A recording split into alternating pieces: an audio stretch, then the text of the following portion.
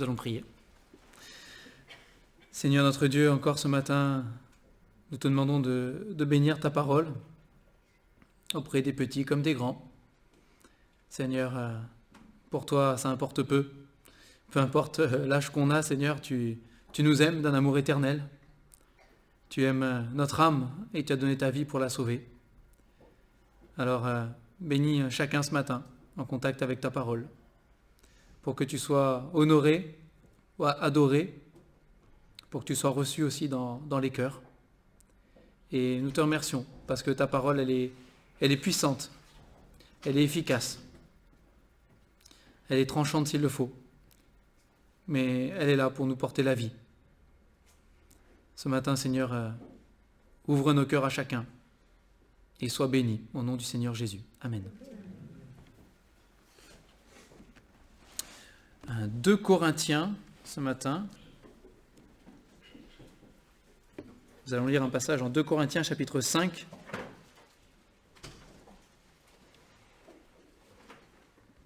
On commencera au verset 11 et puis on ira jusqu'au chapitre 6, verset 2.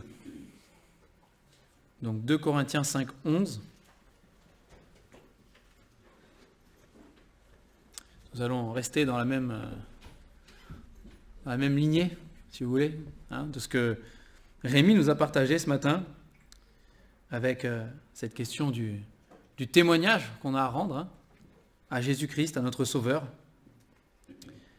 Et donc avec la parole de Dieu, nous allons encore proclamer ce matin ce merveilleux salut qu'on trouve en Jésus. Donc 2 Corinthiens 5, à partir du verset 11, il est écrit ici « Connaissant donc la crainte du Seigneur, nous cherchons à convaincre les hommes. Dieu nous connaît, et j'espère que dans vos consciences, vous nous connaissez aussi. Nous ne nous recommandons pas de nouveau nous-mêmes auprès de vous, mais nous vous donnons l'occasion de vous glorifier à notre sujet, afin que vous puissiez répondre à ceux qui tirent gloire de ce qui est dans les apparences et non dans le cœur. En effet, si je suis hors de sens, c'est pour Dieu. Si je suis de bon sens, c'est pour vous. Car l'amour de Christ nous presse, parce que nous estimons que si un seul est mort pour tous, tous sont donc morts, et qu'il est mort pour tous, afin que ceux qui vivent ne vivent plus pour eux-mêmes, mais pour celui qui est mort et ressuscité pour eux. Ainsi, dès maintenant, nous ne connaissons personne selon la chair. Et si nous avons connu Christ selon la chair, maintenant, nous ne le connaissons plus de cette manière. Si quelqu'un est en Christ, il est une nouvelle création. Les choses anciennes sont passées. Voici, toutes choses sont devenues nouvelles. Et tout cela vient de Dieu, qui nous a réconciliés avec lui, par Christ, et qui nous a donné le ministère de la réconciliation. Car Dieu était en Christ, réconciliant le monde avec lui-même, en n'imputant point aux hommes leurs offenses. Et il a mis en nous la parole de la réconciliation. Nous faisons donc les fonctions d'ambassadeurs pour Christ, comme si Dieu exhortait par nous. Nous vous en supplions, au nom de Christ, soyez réconciliés avec Dieu. Celui qui n'a point connu le péché, il l'a fait devenir péché pour nous, afin que nous devenions en lui justice de Dieu. Puisque nous travaillons avec Dieu, nous vous exhortons à ne pas recevoir la grâce de Dieu en vain, car il dit « Au temps favorable, je t'ai exaucé, au jour du salut, je t'ai secouru. Voici maintenant le temps favorable, voici maintenant le jour du salut. » On va s'arrêter là ce matin. On ne verra pas tous les versets en détail, mais je voudrais qu'on retienne bien ce verset 17, déjà, cette proclamation, que peut-être pour plusieurs vous connaissez déjà, bien sûr, mais voilà, ce verset qui proclame « Si quelqu'un est en Christ, il est une nouvelle création. Les choses anciennes sont passées. Voici, toutes choses sont devenues nouvelles. » Et pour tous ceux d'entre nous qui avons déjà expérimenté ce qu'est de donner sa vie à Jésus, il y a plein de mots qu'on utilise pour ça, se convertir, donner sa vie à Jésus, accepter Jésus dans son cœur, naître de nouveau, vous entendrez plein de mots, mais c'est avoir reconnu profondément dans son cœur, avoir reconnu que Jésus est mort à la croix pour moi-même. pour moi-même. C'est moi qui suis coupable, c'est moi qui suis condamnable et condamné par Dieu.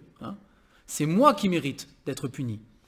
Mais je crois de tout mon cœur ce que dit la Bible quand elle dit que Jésus-Christ m'a tellement aimé qu'il est venu prendre ma place, qu'il a subi ce châtiment et la colère de Dieu à ma place et qu'il est mort sur cette croix. Et quand je le crois de tout mon cœur, la Bible dit à ce moment-là, je deviens un enfant de Dieu, je deviens en Jésus-Christ. Je suis transformé. Et ce verset proclame ici cette transformation qui s'opère dans mon cœur, dans ma vie, à l'intérieur de moi-même, qui après portera des fruits qui vont se voir autour de moi, mais ça commence à l'intérieur et dans mon cœur. Et il est dit ici, si quelqu'un est en Christ, il est une nouvelle création. Il démarre une nouvelle vie. Il y a ce chant qu'on chante parfois, tu peux naître de nouveau, tu peux tout recommencer. Tu peux tout recommencer. C'est exactement ce que Jésus propose à chacun d'entre nous. C'est ce qu'il a toujours proposé. Tu peux être parfois, et on peut être dans une vie où beaucoup de choses s'enchaînent, beaucoup de choses se bousculent, ou parfois pas du tout, c'est le train-train quotidien et ça bouge pas. Mais dans tous les cas, on a l'impression d'être toujours enfermé dans la même chose, ou d'être bloqué dans les choix de vie qu'on a fait. Parfois, on doit subir les conséquences de ces choix de vie aussi. On est bloqué dans ces choses-là. Le Seigneur Jésus dit, viens à moi, accepte-moi dans ta vie, donne-moi ta vie, et je vais faire toute chose nouvelle. Je vais transformer ta vie, je vais la changer. On ne peut pas trop le dire avec des mots, parfois c'est compliqué, mais c'est ce que le Seigneur Jésus propose à chacun d'entre nous. Il dit, viens, crois en moi, crois en ce que j'ai fait pour toi, place toute ta confiance en ma personne. Il dit, à ce moment-là, je vais intervenir dans ta vie. Et tu le verras. C'est pas genre... vous savez, quand Lazare est mort, la sœur de Lazare est venue. Ah, si tu avais été là, Seigneur, et tout. Et le Seigneur lui dit, si tu crois, tu verras la gloire de Dieu. Oui, je sais qu'un jour, plus tard, à longtemps, la résurrection, tout ça, je verrai. Non. Il ne parlait pas de plus tard. Il a dit non. Maintenant. Là, tout de suite. Si tu crois, tu verras la gloire de Dieu. Et Lazare a été ressuscité. Et quelle gloire de Dieu elle a vue. Mais de la même manière pour nous, si on place toute notre confiance dans le Seigneur, déjà si on n'a jamais fait ce pas d'accepter Jésus comme notre sauveur, c'est la première chose à faire. Et c'est l'invitation qui est lancée ici par le Saint-Esprit à travers Paul. C'est ce qui est dit ici. Je répète ce verset 20 où il dit « Nous faisons donc pour nous qui avons déjà accepté le Seigneur Jésus, c'est notre rôle, il dit « Nous faisons donc les fonctions d'ambassadeurs pour Christ comme si Dieu exhortait par nous. Nous vous en supplions, au nom de Christ, soyez réconciliés avec Dieu. » Et donc s'il y a parmi nous ici des personnes ce matin qui n'ont jamais été réconciliées avec Dieu, ce passage est encore là pour vous appeler, pour dire nous vous en supplions, et nous le disons avec Dieu, nous vous en supplions au nom de Christ. C'est le moment, c'est le temps, il dit ici, c'est à la fin du verset 2 du chapitre 6. Voici maintenant le temps favorable, voici maintenant le jour du salut, c'est maintenant, c'est tout de suite. C'est ici, c'est maintenant, le moment pour vous de vous tourner vers Jésus, de lui donner votre vie. Et il la transformera de manière que je ne peux pas vous exprimer avec des mots. Quand vous l'aurez vécu vous-même, vous pourrez le dire. Ah oui, d'accord, je comprends. C'est de ça dont il est question. C'est ça, de connaître Jésus-Christ. Jésus-Christ. Ici, il est dit que c'est Dieu qui est venu nous chercher. Ce n'est pas nous qui sommes allés vers Dieu. Il dit cela vient de Dieu. Tout cela vient de Dieu, verset 18. C'est lui qui nous a réconciliés par Jésus-Christ. Il était en Christ, réconciliant le monde avec lui-même, verset 19, et n'imputant point aux hommes leurs offenses. N'imputant point aux hommes leurs offenses. Vous savez, ce mot offense là, il est fort. C'est pas nous des fois, à force de lire la Bible, on s'habitue aux mots qui sont écrits dedans. Ou parfois, parce qu'on ne connaît pas trop les mots de la Bible, on ne sait pas trop ce que ça veut dire. Mais voilà, mais le mot offense, il est très fort. Quand on offense quelqu'un, on porte atteinte à sa dignité, on porte atteinte à son honneur, on porte atteinte à sa personne. C'est quelque chose qui est grave. C'est pas juste, il m'a marché sur le pied, je suis pas content. C'est plus que ça, c'est atteinte à la personne elle-même, au caractère de la personne, à ce qu'elle est. Ici, une offense, c'est une attaque envers la personne de Dieu. Une agression envers la personne, la personnalité, les caractères la sainteté notamment, de notre Dieu. Et c'est ça dont il est question ici. Dieu n'impute pas aux hommes leurs offenses. Dieu n'impute pas mes offenses. Il pourrait me condamner pour mes offenses envers lui, pour toutes les fois où, à cause de mes mauvais choix, à cause de mon amour pour le péché, à cause de mes mensonges, à cause de toutes ces choses qui ne glorifient pas Dieu, j'ai offensé sa sainteté. J'ai agressé sa personne et sa sainteté. Mais Dieu ne le fait pas. Dieu ne le fait pas. Parce que, en Jésus-Christ, je suis aimé de Dieu, malgré ce que je suis. Parce qu'un jour, j'ai choisi de croire en Jésus-Christ. J'ai choisi de placer ma confiance en lui et de dire, c'est mon sauveur. Il est mon sauveur, il est mort pour moi. Alors la Bible dit, il n'y a plus aucune condamnation. Romains chapitre 8, il n'y a plus aucune condamnation pour ceux qui sont en Jésus-Christ. Aucune condamnation. Libérés et délivrés. Délivrés.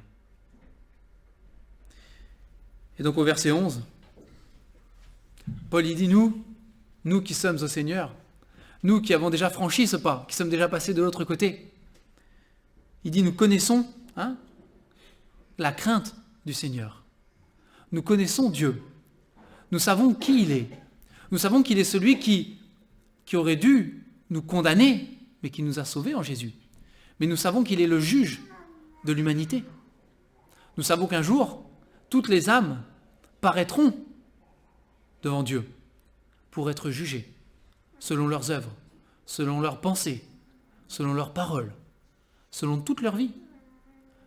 Il dit, nous connaissons la crainte du Seigneur. Nous savons quel est ce grand Dieu qui nous a sauvés. Et il dit, puisque nous le connaissons, nous cherchons à convaincre les hommes. C'est fort ça, convaincre les hommes. C'est pas juste, bon, quand j'ai l'occasion, parfois, je saisis le mot pour dire que je suis chrétien. Pas ça qu'il dit ici. C'est Paul, il avait un objectif dans le ministère qui lui était confié, mais il avait un objectif. Son objectif, c'était de chercher à convaincre les hommes. Paul, quand on suit le ministère de Paul, on le voit plusieurs fois entouré de plein de gens, en train d'argumenter, en train de débattre pour la vérité, en train d'exposer Christ.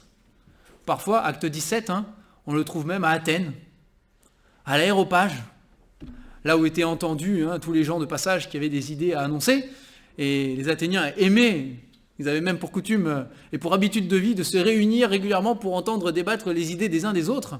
Et Paul s'est retrouvé en acte 17, devant cet immense aréopage à Athènes, avec toutes ces personnes qui étaient là, et il a proclamé Jésus-Christ, cherchant à convaincre son auditoire que Jésus-Christ était la vérité. Et dans son discours, même si, on le voit, il utilise de la sagesse, selon Dieu, il est sage selon Dieu, il sait comment parler à ses Athéniens, néanmoins, il dit la vérité. Et à la fin, il leur dit que Dieu a prouvé que Jésus était le Sauveur parce qu'il l'a ressuscité des morts et que chacun va être jugé par Jésus-Christ. Et là, ça leur pose des problèmes. De suite, ça leur pose des problèmes. Alors là, tais-toi, on t'écoutera un autre jour, ça veut dire que tu ne reviendras jamais, mais on t'écoutera un autre jour, etc. Là, vraiment, on ne veut plus t'entendre, Paul, c'est bon. Là, au bout d'un moment, tu es allé trop loin. Mais il cherchait à convaincre.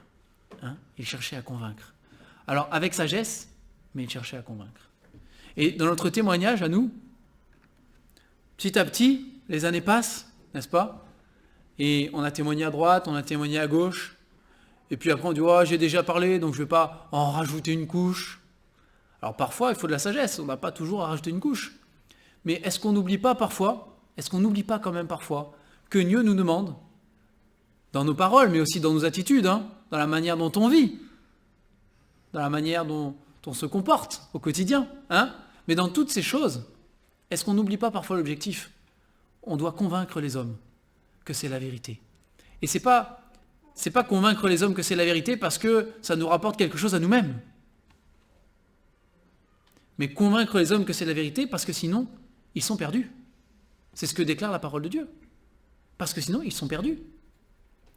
Ils seront un jour condamnés Ils passeront devant le Dieu qui est le juge de toutes choses et ils seront condamnés. Et si nous-mêmes nous sommes heureux et nous nous réjouissons aux joies immenses infinies, nous nous réjouissons de ce merveilleux salut que Dieu nous a donné, en même temps, nous devons être attristés pour ceux qui, autour de nous, ne sont pas encore réconciliés avec Christ, n'ont pas encore saisi cette vérité pour eux-mêmes. Et ce ministère de la réconciliation dont il est question ici, il ne s'agit pas uniquement de l'apôtre Paul, choisi par Dieu et envoyé auprès des païens, il s'agit de chacun d'entre nous. La Bible est claire, c'est le témoignage apporté. Alors Paul, il avait son ministère particulier dans l'évangélisation, peut-être, mais ce ministère de témoigner de ce que Jésus-Christ a fait pour moi, il est pour chacun d'entre nous sans exception. Et il est pour toutes les âmes que nous croisons, toutes les âmes que le Seigneur va mettre sur notre route, va nous donner, de côtoyer. Nous avons cette responsabilité. Nous avons cette responsabilité. Ailleurs, Paul dit aussi qu'il cherche à abattre les forteresses, les raisonnements, pour emmener toute pensée captive à l'obéissance de Jésus-Christ. À l'obéissance de Jésus-Christ.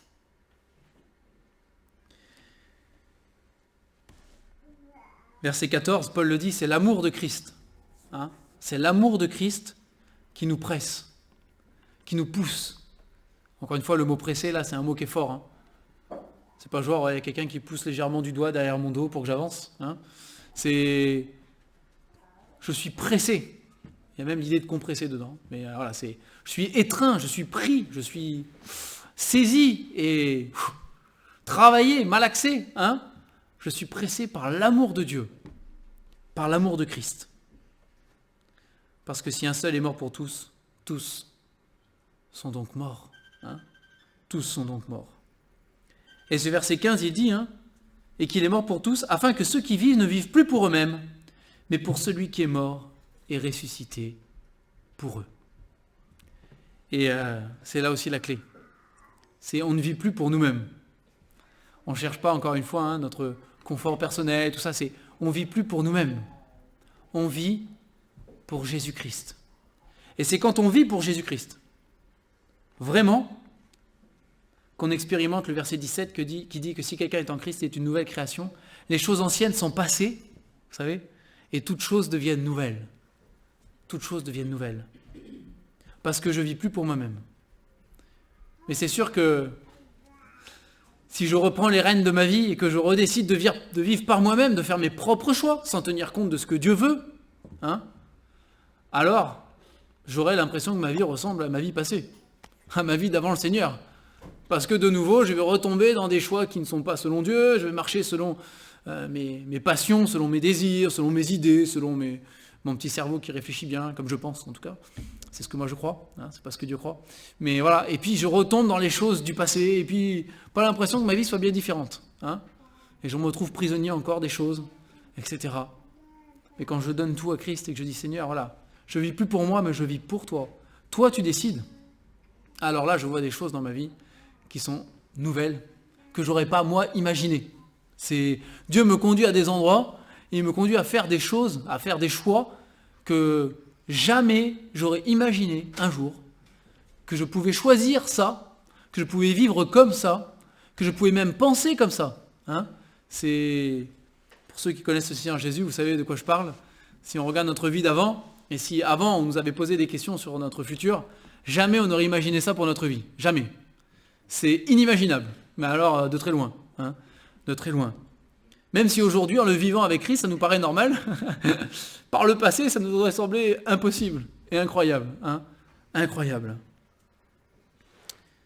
Comme je le dis souvent, si je me croisais moi-même dans la rue bien des années en avant, je ne me serais pas donné un traité à moi-même. Je ne me serais pas témoigné à moi-même, je pense. Je me serais dit, c'est même pas la peine. C'est aucun intérêt, je vais perdre mon temps. Et pourtant, par la grâce de Dieu, comme dit Paul, je suis ce que je suis. Dieu m'a transformé quand même. Dieu m'a transformé. Et il nous change. Et le point capital au verset 21, c'est que celui qui n'a pas connu le péché, c'est Jésus-Christ. Et si tout cela est possible, c'est pour une seule raison. c'est que le Seigneur Jésus a bien voulu quitter le ciel. Il a bien voulu quitter la gloire, la sainteté, la paix qui régnait là, dans le ciel. Il a bien voulu quitter tout ça pour venir sur cette terre. Et la Bible dit ici, et puis il y a d'autres passages qui en parlent aussi, il est devenu péché pour nous. C'est une phrase un peu mystérieuse, n'est-ce pas?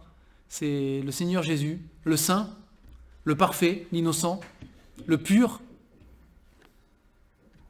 Il est devenu péché pour moi. Alors la Bible nous dit, et nous déclare que Jésus n'a jamais péché. Il n'a jamais commis un seul péché. Mais quand il était sur cette croix, c'est ce que nous enseigne la parole de Dieu, quand il était sur cette croix, la Bible dit, il est devenu péché pour moi. Il a porté en son corps, sur la croix, c'est ce que dit la parole de Dieu, mon péché, notre péché à chacun d'entre nous. Et c'est pour cela que tout est possible après. C'est pour ça que ma vie peut être nouvelle, qu'elle peut être transformée. C'est pour ça que je peux aller proclamer cet amour de Christ aux autres, en étant au bénéfice moi-même. C'est pour ça que je peux chercher à convaincre les hommes de la vérité. Parce que Jésus-Christ a pris mon péché. Il est devenu péché pour moi. Il a été frappé pour moi. Afin que moi je devienne en lui, la Bible dit ici, verset 21, que je devienne justice de Dieu. C'est quelque chose, C'est un troc, vous savez. C'est ça qui a eu lieu sur la croix, C'est un troc. J'ai donné mon péché et on est gagnant. Plus que ça. Il n'y a pas de mots. On est plus que gagnant. On a troqué notre péché qu'on a donné à Christ pour prendre sa justice à lui sur nous. C'est ce qui s'est passé. On a gagné au change. Et ce serait, et c'est comme ça que Dieu le voit, c'est comme ça que la Bible proclame, ce serait de la folie de refuser un échange pareil. Et de dire non, moi ça ne m'intéresse pas, je préfère garder mon péché, toi garde ta justice, Christ, moi je garde mon péché, et à la fin je serai condamné. C'est de la folie. Et la Bible dit, c'est folie, c'est de la folie. Et quand Dieu regarde l'humanité et qu'il regarde ceux qui rejettent son offre de salut, Dieu dit mais c'est de la folie. Rejeter un cadeau pareil, c'est de la folie. C'est de la folie. Mais c'est ce que Dieu fait. C'est ce que Dieu fait. Et chapitre 6, verset 1, on conclura avec ça. Paul dit ici qu'il travaille avec Dieu. Il y aurait beaucoup à dire, mais travailler avec Dieu. C'est fort, Travailler avec Dieu. Il exhorte à ne pas recevoir la grâce de Dieu en vain. En vain. C'est pour rien. C'est en vain. Vanité, c'est ce qui est vide, ce qui est creux, ce qui ne sert à rien. C'est recevoir la grâce de Dieu en vain, sans que ça porte du fruit, sans que ça opère un changement, sans que ça transforme quelque chose dans ma vie, dans mon cœur, que ça ne serve à rien. Et ce n'est pas le seul verset qui en parle. Dans Hébreu, il est dit aussi, veillez à ce que personne ne se prive de la grâce de Dieu. Veillez à ce que personne ne se prive de la grâce de Dieu.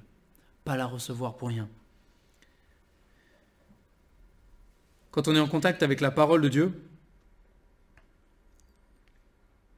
on est forcément travaillé par le Seigneur. C'est pas possible autrement. C'est impossible d'être en contact avec la Bible, avec la parole de Dieu, et que ça ne fasse aucun effet. Parce que ça ne dépend pas de nous. C'est la promesse de Dieu. Sa parole ne revient pas à lui sans effet. C'est impossible. C'est Dieu qui le dit, c'est Dieu qui le proclame, et il dit toujours vrai. Donc c'est la vérité. Quand on écoute la parole de Dieu, quand on écoute la Bible, il se passe quelque chose en nous. C'est une certitude. Qu'on le veuille même ou qu'on ne le veuille pas, non, il se passe quelque chose. C'est la vérité. Après, par contre, ce qu'on en fait, là, c'est notre responsabilité. Qu'est-ce que j'en fais? Que je sois en contact avec la Bible une fois, comme ça, dans ma vie, ou que je sois en contact régulier avec la parole de Dieu, chaque jour, tous les dimanches, chaque étude, etc. Qu'est-ce que je fais? Est-ce que la grâce de Dieu que je reçois par la parole de Dieu, fois après fois, est-ce que c'est en vain? Ce serait dramatique quand même. Vous imaginez? Alors ça, il n'y a que le Seigneur qui le sait. Hein. C'est lui qui connaît mon cœur, c'est lui qui connaît ma vie, c'est lui qui connaît les choix que je fais en fonction de ce que j'ai entendu de la parole de Dieu. C'est lui qui le sait. Mais ce serait dramatique de recevoir, d'entendre cette parole, semaine après semaine. Et ma vie ne change pas. Et ça n'opère rien du tout. Je suis toujours le même, semaine après semaine. Ce serait recevoir la grâce de Dieu en vain. Alors Dieu continuera à donner, hein. Dieu continuera à faire grâce, c'est sûr. C'est son rôle à lui, il le tiendra jusqu'au bout. Hein. Jusqu'au bout, Dieu le tiendra. Il fera en sorte qu'on soit en contact avec la parole, qu'on soit en contact avec lui. Il le fera, parce que c'est sa promesse et jamais il ne défaille. Hein. Jamais. Toujours, jusqu'au bout. Son rôle, il le tiendra. Mais nous, hein, est-ce qu'on fera quelque chose de ce trésor merveilleux? Alors, il y a des histoires, il y a des paraboles dans la Bible aussi qui en parlent, hein, de ce trésor qu'on reçoit. Qu'est-ce qu'on en fait? On le cache dans un coin, puis on le laisse là en attendant qu'un jour, peut-être, on verra. Hein. Ou alors on l'utilise, on le fait fructifier. Hein. On le fait fructifier.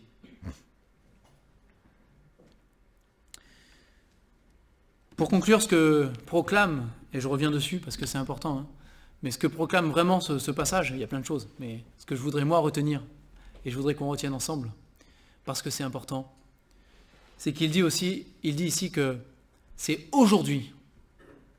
Aujourd'hui, c'est le jour du salut. Aujourd'hui, c'est le moment favorable. Si vous pensez qu'il y aura un autre jour plus favorable, c'est faux. Bon, il y aura des aussi favorables, il y en aura, parce que Dieu en donnera, c'est la grâce de Dieu. Mais le jour favorable, c'est aujourd'hui. Si vous entendez aujourd'hui la parole de Dieu, si vous entendez aujourd'hui l'évangile de votre salut, l'évangile qui transforme vos cœurs, c'est pas pour demain, c'est pas pour dans 5 ans, c'est pas pour dans 10 ans, c'est pas pour dans 20 ans, même si Dieu peut toujours réserver des choses. C'est pour maintenant, c'est ce que dit la parole ici. C'est pour aujourd'hui, c'est pour maintenant, c'est pour tout de suite. Dieu s'adresse à vous aujourd'hui.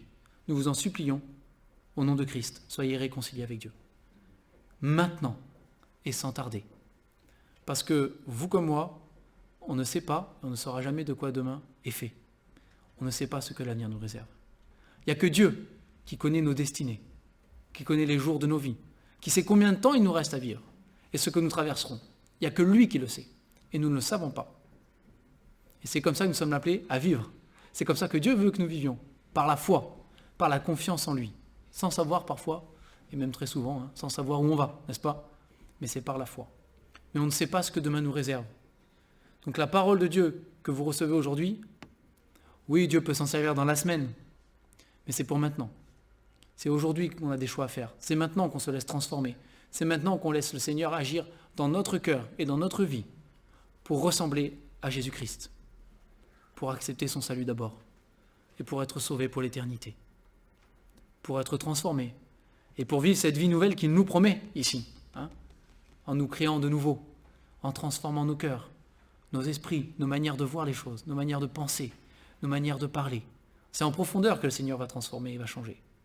Et c'est la plus belle chose qui soit donnée à un homme, hein, de vivre, c'est rencontrer Jésus personnellement. On va prier pour terminer.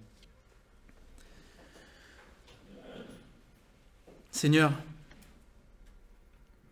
encore aujourd'hui, nous voulons te dire merci. Merci Père, pour le Seigneur Jésus, qui nous a tellement aimés, au-delà de ce qu'on a pu en dire, au-delà de ce qu'on a pu ressentir ou penser. Il nous a tellement aimés, tellement, qu'il a donné sa vie sur cette croix pour nous sauver, pour nous justifier, pour pardonner tous nos péchés. Seigneur, pardonne-nous. Et notre Dieu, ce matin, avec ta parole que nous venons de lire, nous voulons prier. Nous voulons prier, Seigneur, que personne ici présent ne se prive de la grâce de Dieu, de la grâce de te connaître, d'avoir ses péchés qui sont pardonnés, Seigneur, d'avoir sa vie qui est transformée, de pouvoir entamer avec toi une vie nouvelle, oubliant ce passé qui parfois nous rend prisonniers. Mais oubliant ce passé, le rejetant en arrière, avec cette nouvelle vie en Jésus. Seigneur, nous qui t'appartenons, nous te prions de tout notre cœur, que ce soit encore aujourd'hui le jour du salut pour beaucoup. Qu'il y ait la joie dans le ciel pour des pécheurs qui se repentent, qui demandent pardon et qui croient dans l'œuvre de Jésus. Et Seigneur, nous voulons te prier aussi pour nous-mêmes, nous qui te connaissons, nous qui marchons dans la crainte de ton nom. Seigneur, qu'on n'oublie pas ce ministère de la réconciliation, que nous n'oublions pas que nous sommes tous des ambassadeurs pour Jésus-Christ, que nous devons le représenter, te représenter auprès de ceux que tu mets sur notre route. Que nous soyons toujours prêts, avec douceur et respect, à répondre, Seigneur, de l'espérance qui est en nous, à convaincre que tu es la vérité, en citant ta parole. Sois béni, Seigneur, parce que tu passes par-dessus nos faiblesses aussi. Nous te rendons grâce pour cela. Continue ton œuvre, Seigneur, en chacun de nous. Amène-nous au point où tu veux nous rendre, Seigneur, c'est-à-dire à l'image de Christ. Merci de ta parole, Seigneur, et continue à travailler nos cœurs. Au nom du Seigneur Jésus. Amen.